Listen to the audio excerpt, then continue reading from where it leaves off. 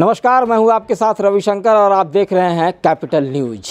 दर्शकों, आज फैसले की घड़ी है क्योंकि पूरे देश में जो लोकसभा का चुनाव हो रहा था उसका आज रिजल्ट है और सबकी निगाहें इस बात पर टिकी हुई है कि किस लोकसभा से कौन उम्मीदवार जीत रहा है और इस बार किसकी सरकार बन रही है। लेकिन इसके बीच झारखंड के एक विधानसभा सीट की भी चर्चा चहुओर है क्योंकि यह सीट काफ़ी हॉट सीट मानी जा रही थी और यह सीट थी गांडेय विधानसभा की सीट। गांडेय पर उपचुनाव हो रहा था और जहां से हेमंत सोरेन की पत्नी हेमंत सोरेन यानी कि पूर्व मुख्यमंत्री झारखंड के उनकी पत्नी कल्पना सोरेन चुनाव लड़ रही थी, जो कि इंडिया गठबंधन की उम्मीदवार थी और कल्पना सोरेन को लेकर सबकी कयासें तेज थी कि कल्पना सोरेन का आखिरकार क्या होगा। इस लोकसभा चुनाव के बीच हम गांडेय उपचुनाव का रिजल्ट आपको बता रहे हैं और आपको यह जानकारी दे रहे हैं कि गांडेय विधानसभा उपचुनाव से कल्पना सोरेन चुनाव जीत गई है। जी हां, कल्पना सोरेन ने 26,483 मतों से इस चुनाव को जीता है।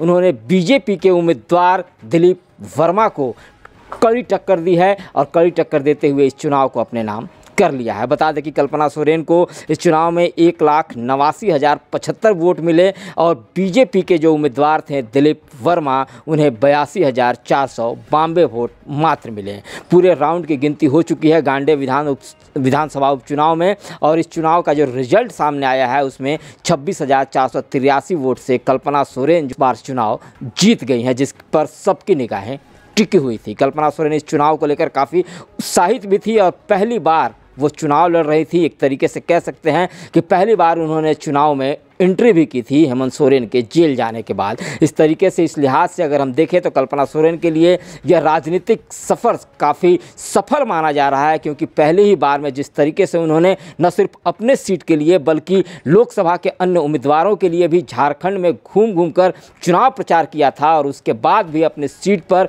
उन्होंने अपनी दावेदारी को मजबूती से प्रस्तुत किया और इस चुनाव को जीत गई हैं। इस तरीके से कहा जा सकता है कि झारखंड को एक कल्पना सोरेन के रूप में एक तेज तरार और ऊर्जावान नेतृत्व मिल गया है। कैपिटल न्यूज के साथ आप बने रहिए। कैपिटल न्यूज चुनाव से जुड़ी अन्य अपडेट भी आपसे देता रहेगा। बने रहिए कैपिटल न्यूज के साथ।